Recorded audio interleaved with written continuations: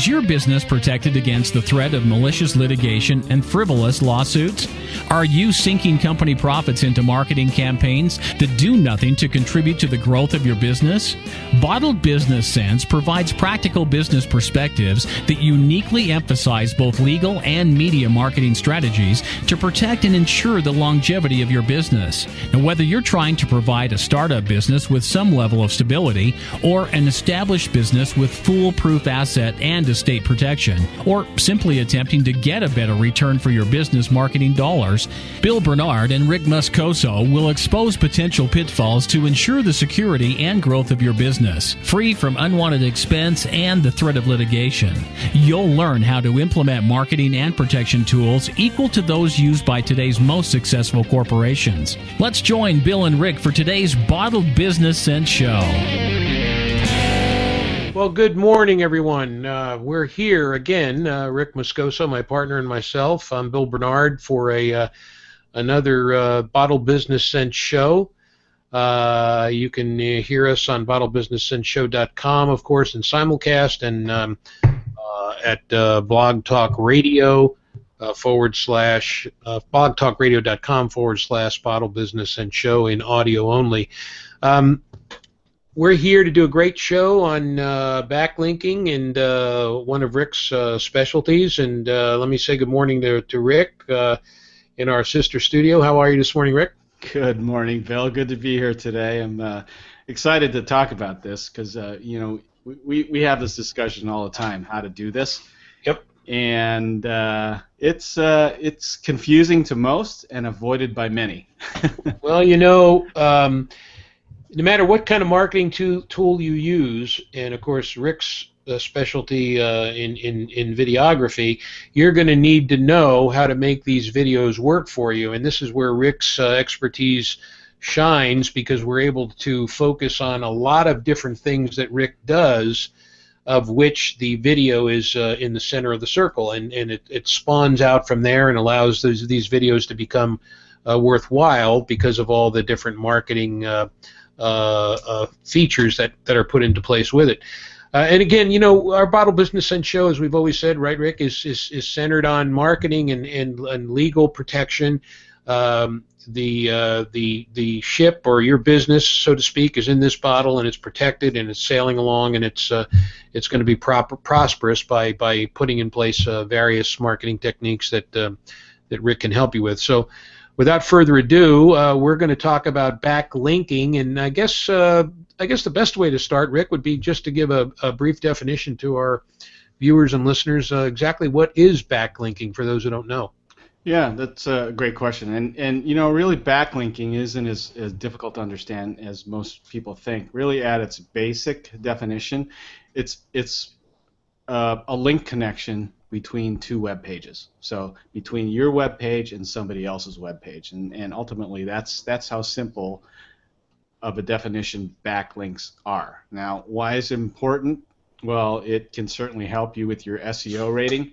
It can help boost your search engine ranking in Google, and it's something that's pretty easy to do as long as you know how to do it, what kind of content to use to promote a backlink back to your site, and some of the tips of what not to do, because there's some unscrupulous SEO companies out there, right, that can really damage your online reputation if you really don't. If they, first of all, let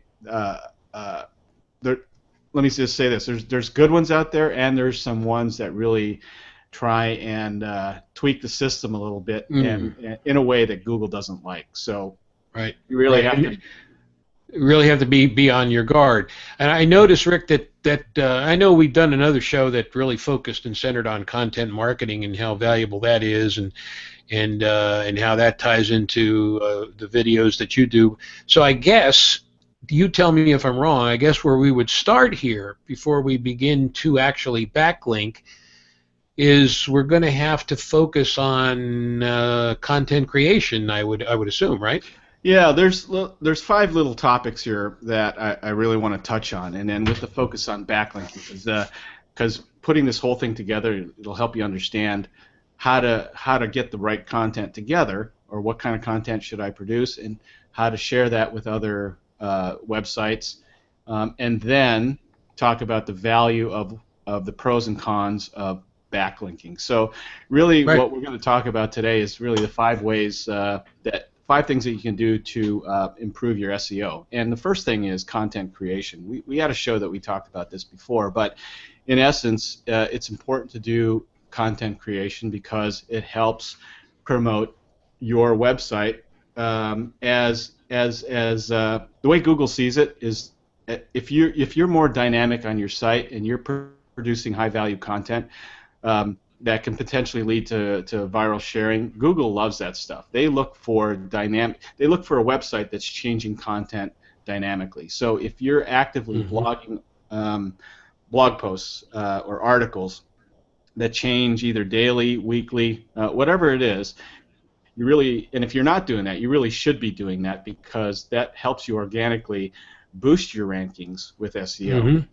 And I go ahead. I'm sorry, Rick. I didn't mean to interrupt. No, I know you do this all the time, and Right. at great frequency, and really it's a win-win for not only you and your website, but it's also a win for the person that may be following you, that's looked to you as a resource, or has looked to you as an expert in your field. It could be somebody who's just kind of watching you and discovered you as a resource, or it could be a client that you already done business with, and they're just they want to keep up to date on some of those topics. Well, I've heard people say, Rick, that you need what has been called high-value content, and then that leads to viral sharing. So I've heard this over and over. So I wanted to ask you, what is? How do you know when you have high-value content, and then correspondingly, what is viral sharing? How does that tie in?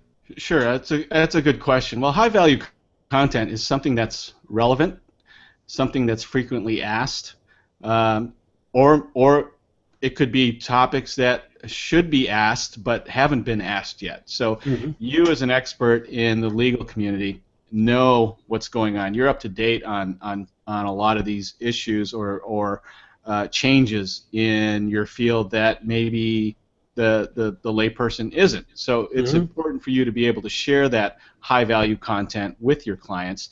And then if, for instance, you are posting these things to social media, which you should be anyway, and I know you do, that if one of your viewers or followers on social media likes the content that you're producing, the high-value content that you're posting on Facebook, LinkedIn, whatever social platform it is, and maybe knows a friend or knows another business owner or associate that could benefit from this, and then they either forward it on in the form of an email, they like the link, that's if it's sitting in Facebook, or whatever it is, they're passing it along on some kind of social platform that will help in your SEO ranking. Because again, Google looks at these things and says, the more sharing that's going on with your content, the more high value it probably thinks it is,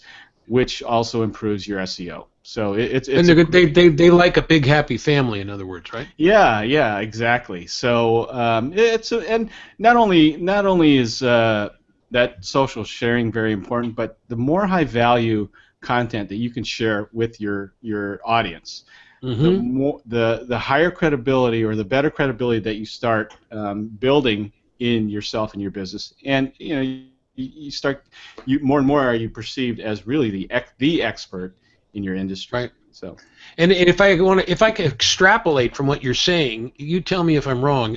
It seems to me that high value content would be determined from the target audience that you're going after, because you're going to know what they need to know, right? Because you've identified who that niche is, and therefore you're going to provide the up-to-date content in your field to those people who you know will be interested in that content. Yeah, exactly. Now, I know you deal with all kinds of different business law, employment law, and entity protection. So you can be as specific as you want in each of those categories, or you can be much broader to a bigger audience, because the more specific you are, obviously, the smaller audience that you're going to have for that. So if that happens to be a situation, then I'd mix it up a little bit. Be specific in maybe one blog post or an article, and then be a little bit more broad to kind of expand your following. So, those types of things are really important in content creation. And I would imagine also, Rick, right? You want you want this viral sharing, or these I guess external backlinks that we're going to start talking about. You want them to be pointing back to the origination site, which I guess would be whatever your central website would be, right? Yeah, exactly. Everything points to home, and home is your website, right? Okay. That's where the crux of your information is. That's where Google, that's home base for Google, and they measure all the stuff that's coming back through external links back into your home base, which is your website. So that's one of the techniques. Another technique is really keyword targeting. Take a look at your industry. There's a bunch of tools out there, and I don't want to get too bogged down with this, because there's a number of tools that you can use that Google has.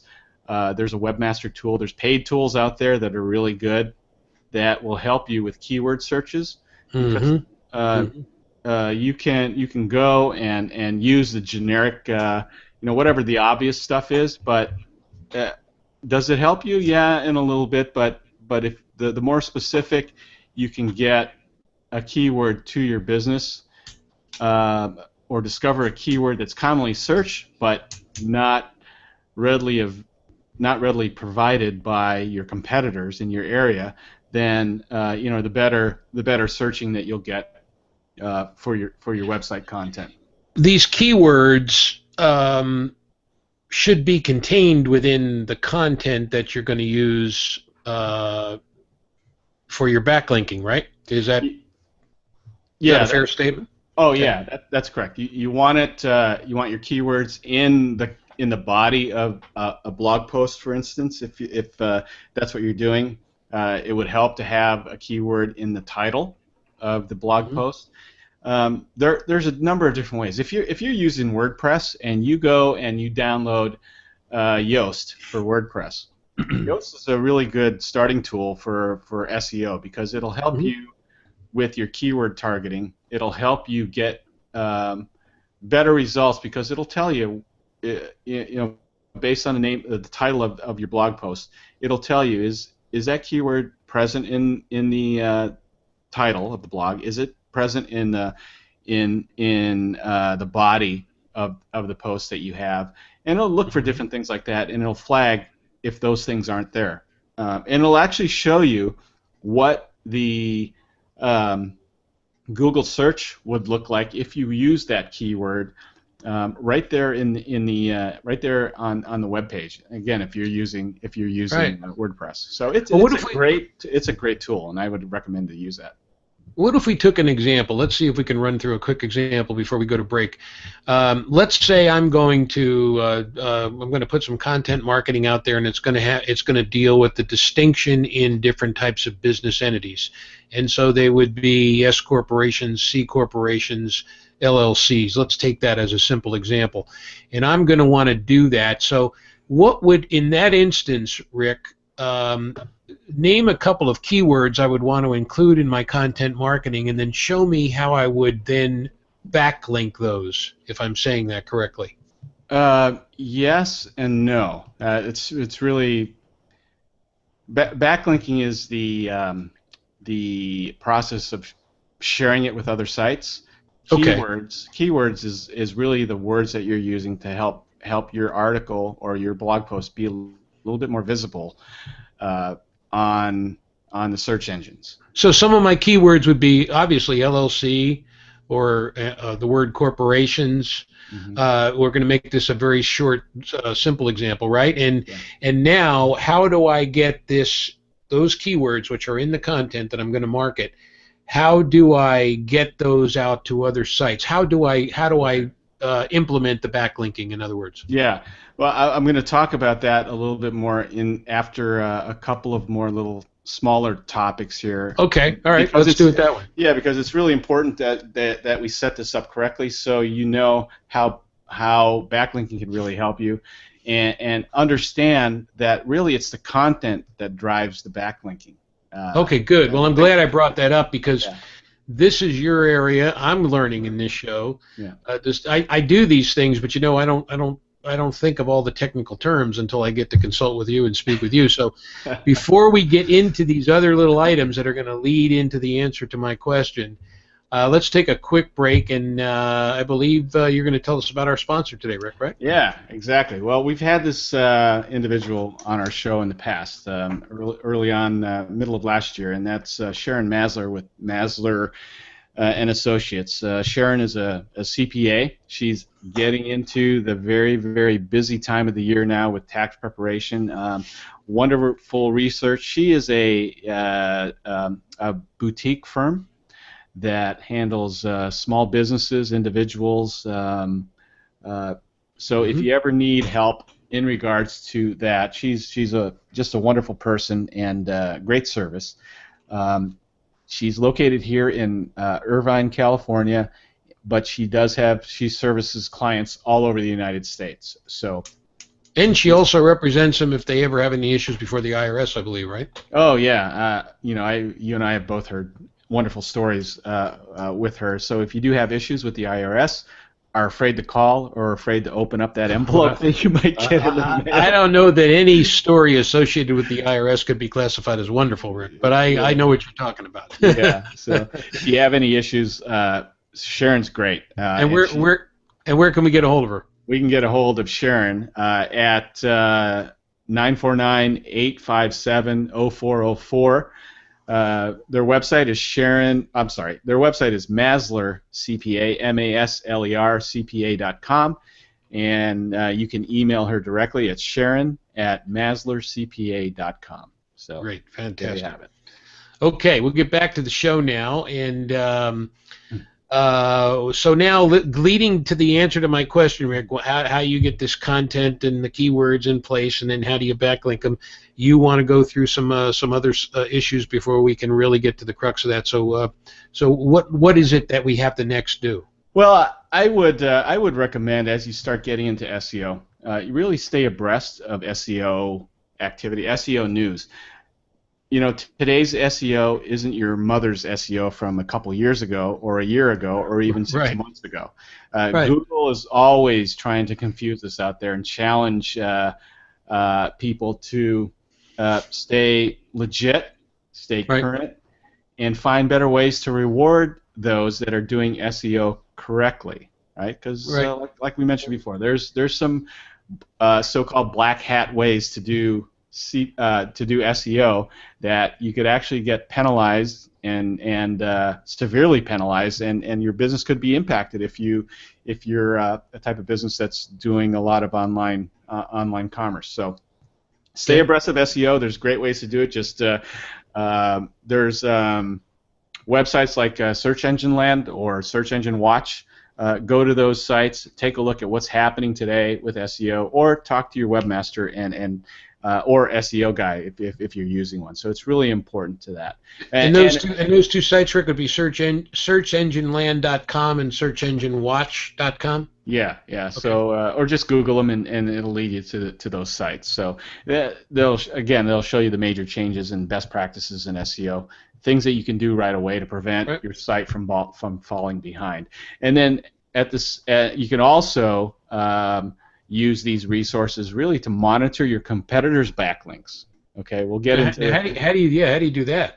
Well, it's interesting because what you do is you want to look at the what's going on SEO-wise with your competitors, and look at how their rankings are progressing or digressing, right? And so you can determine that based on search engine queries, or even just look at where these tools will help you look at where the traffic is coming from the outside that are leading into into their website.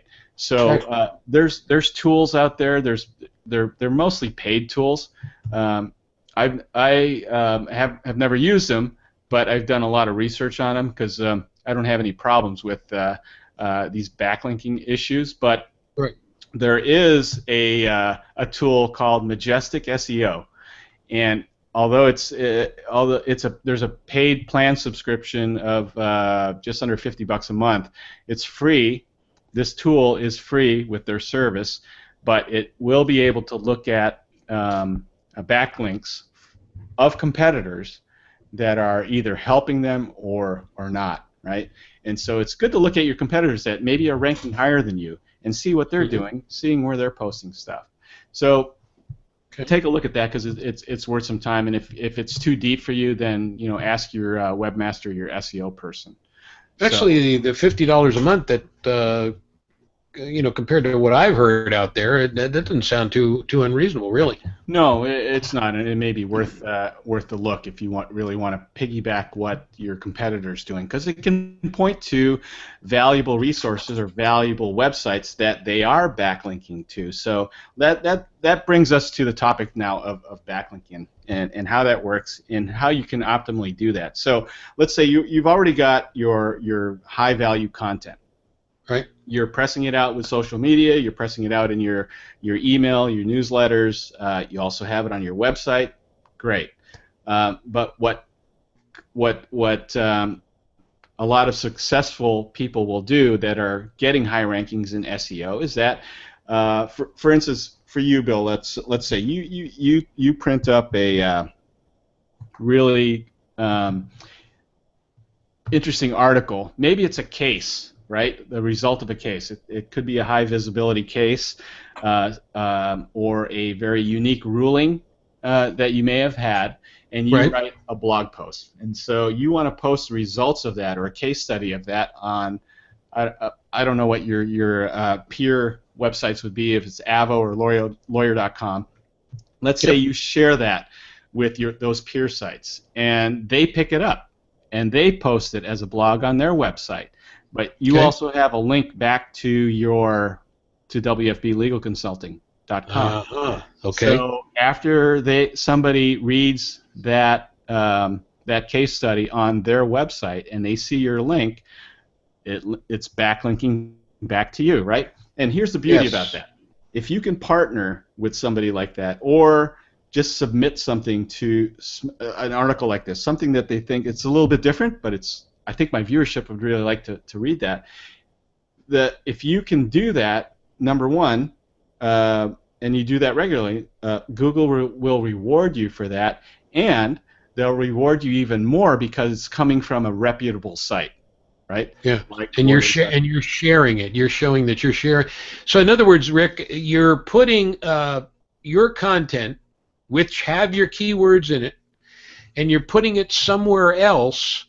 And under that somewhere else, wherever you put this article or this blog, you have a link back to your site. That link back to your site is called a backlink. Yeah, well, it's the process of linking back to your site. So okay, all right, there you go. Yeah, you could have an active URL of WFBLegalConsulting.com, but as soon as somebody clicks on that, it points back to your site. And the article that's posted on that peer site that links back to your site is really the backlinking process. Okay. So the more articles that you have that are high value of interest to somebody else, and even better yet, if you can share that with somebody who's willing to put it on their website that is a peer in their field or somebody reputable or a bigger company, Google will reward you highly in the rankings because. Think of it this way: it's a peer vote of your content that's sitting on their site. And exactly. Google loves that stuff. Okay. Yeah. So gotcha. Yeah.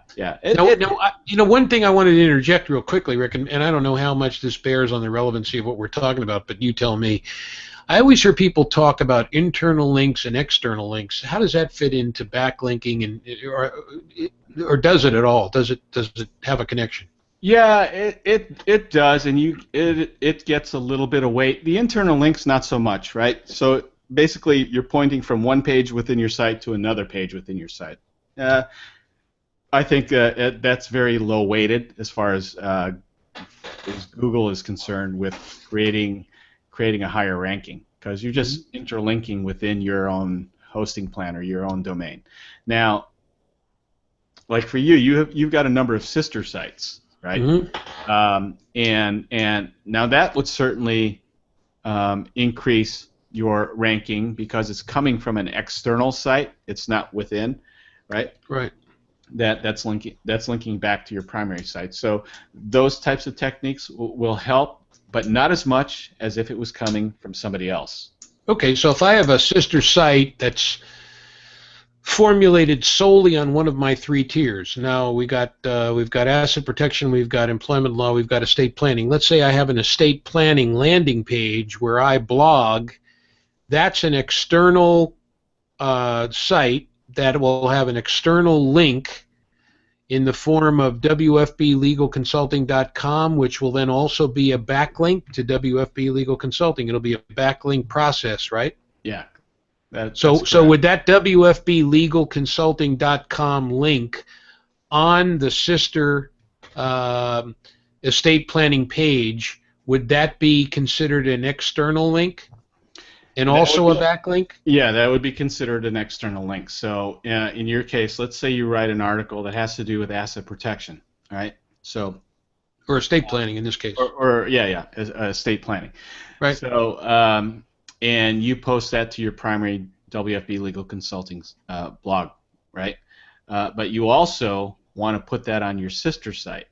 Then right. I would include the URL back to WFB Legal Consulting, even though that's sitting on your sister site, because not everybody's going to land on your primary page because maybe you're driving traffic specifically to that sister site. Right, exactly. Yeah. And that sister site with the WFB link on it, that's the backlinking process.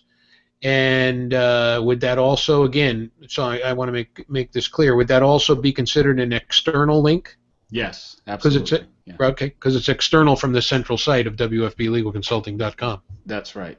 So in your case, so your what is it? Asset protection 36. No. It's protectyourestate365.com would be the estate planning one, right? Yeah, exactly. So those are some great techniques to improve your ranking in Google.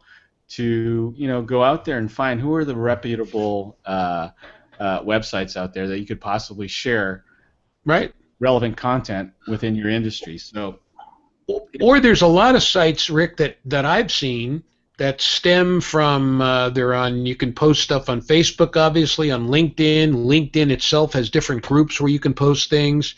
You can go to Manta, MANTA.com, for example. You can go to oceans.com. There are a number of different sites where there's discussions taking place, and rather than doing a blog or an article, you could actually post a response to a discussion and put a link to your site there, and that would also be a backlinking issue, a process, right? Yeah, as long as it's coming from a reputable source, right? Then yeah, absolutely. So the question is, how do these guys, or what should you avoid when you're doing backlinking? Well, there's, like I mentioned before, there's some pretty black hat techniques that people will use to increase their backlinks. And the number one way to do that is to go out to some company, whether it's an SEO company or even something as inexpensive as Fiverr.com. You can, I know there's guys on there that'll sell backlink sources to you for $5, right? Which never, ever do that. And the reason is you don't know where those backlinks are coming from. Okay, it could be sitting on it could be a URL. Let's say you're promoting some kind of legal product or whatever it happens to be. Okay, legal in this case. Or maybe a do-it-yourself trust program, for example, something like that. Right, but you go to Fiverr because you thought, oh, geez, I can get all these backlinks for $5 or $10 from Fiverr.com. But that backlink that's coming back to your site is coming from a porn site because it says it says something that attracts. It says something regarding that. So a bunch of people will click that and they end up on your site. Well, yes. All of a sudden you go from no backlinks to a boatload of backlinks, and then Google's going to say, hey, what's going on here? Because all of a sudden you've got this mad rush of traffic that's coming to your site. Where is it coming from? And then they'll look into it and see that it's coming from there. Well, they'll quickly shut down. Well, they won't shut you down, but what they'll do is they'll push you down in the rankings. So they'll push you down in the rankings, right? Yeah, if you're used to being searched on page 1 or page 2 of Google, all of a sudden you're going to be down in page 17 or 20. You know. So I'm taking from this that you should number one only backlink on relevant sites to your business, and that you should develop this backlinking process slowly rather than in one fell swoop. Yeah, absolutely. It's a slow process, but it will last longer. It's more meaningful, and it's a fun process if you're running your own business. It really is. Oh yeah, yeah. And in the end, you're going to end up ranking higher over a longer period of time. And why it makes sense to be able to be shared, or your content being shared by industry leaders or your peers. So if you know someplace that you want to try and approach, and I'll give some examples on how to do that, then really consider sharing your content with those websites to increase your ranking through backlinking. And I guess I might as well mention here how to do that, because there's some really pretty easy ways to do that. So yeah, please do. We mentioned before social networking. That's a great and easy and free way to do it, right? So not only you're branding yourself as an expert, you can pick the number of backlinks that you want to put out there. So if you're sharing your content through social networking, whatever platform it is, whatever's relevant to your industry or to your company, by all means do that.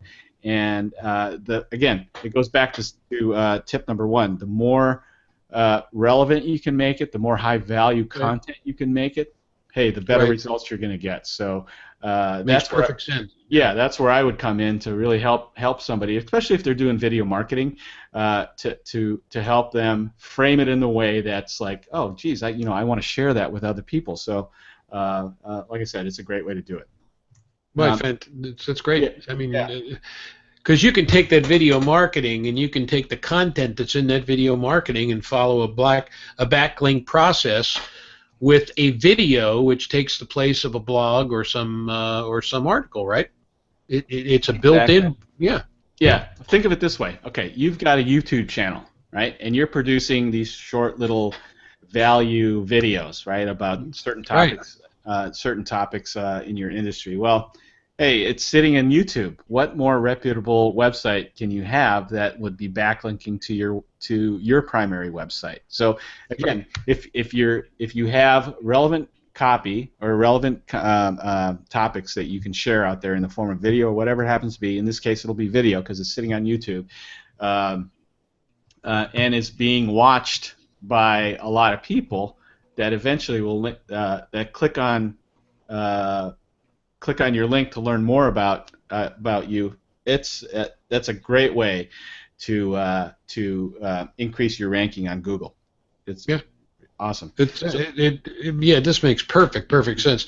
I've often wondered how many people really. It's one thing to hear the word backlink, and it's one thing to hear the word blog and an article and content and video, but to put them all together in this succinct way and to understand how to use it to market your business in today's web world, I call it.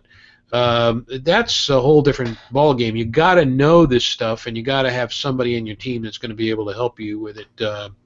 And you're certainly the guy, Rick. So fascinating stuff. Yeah. Another technique here, Bill, is something that we did here at the beginning of the show when we first did our first launch show, right? Mm-hmm. And that was, prior to that, we did a press release about the Bottled Business Sense show, right? That's right. And we I shared remember. it out. Yeah, we shared it out to our network. We shared it on social media. That's a great way to share newsworthy information out there with your industry, or with followers of your industry. It's a great way to boost your backlink count, because it looks official. It looks, obviously it's very specific about what you're doing, Right. or maybe a service or a new service or product that you're providing. So press releases are a great way to do it. And then the last thing to do is and it's really easy, is a guest posting.